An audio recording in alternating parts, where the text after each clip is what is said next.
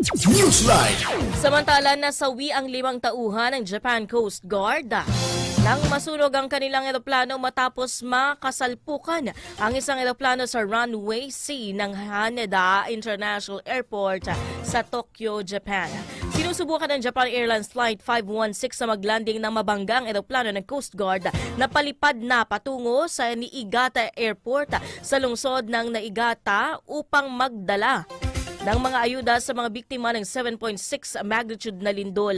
Milagrong nakalabas ang lahat na 379 na pasahero at crew habang nasusunog ang kanilang sinasakyang eroplano. Kinumpirma naman ni Japanese Transport Minister Tetsuo Saito na nakaligtas ang kapitan ng eroplano ng Coast Guard at ngayon ay nagpapaligaling na sa ospital matapos magtamo ng pinsala sa katawan. Dagdag pa ng opisyal na iimbestigahan pa nila ang sanhi ng insidente. Nagpabot na ng pakikiramay sa Japanese Prime Minister Fumio Kishida sa mga naulilang pamilya ng mga nasawi habang nagpasalamat siya sa lahat ng nagtulong-tulong upang mailika sa mga pasahero at crew. Samantala, inabisuhan ng Manila International Airport Authority ang lahat ng mga pasahero na magtutungo sa Haneda International Airport sa Tokyo, Japan na makipag-ugnayan sa kanilang airline hinggil sa sitwasyon ng kanilang biyahe.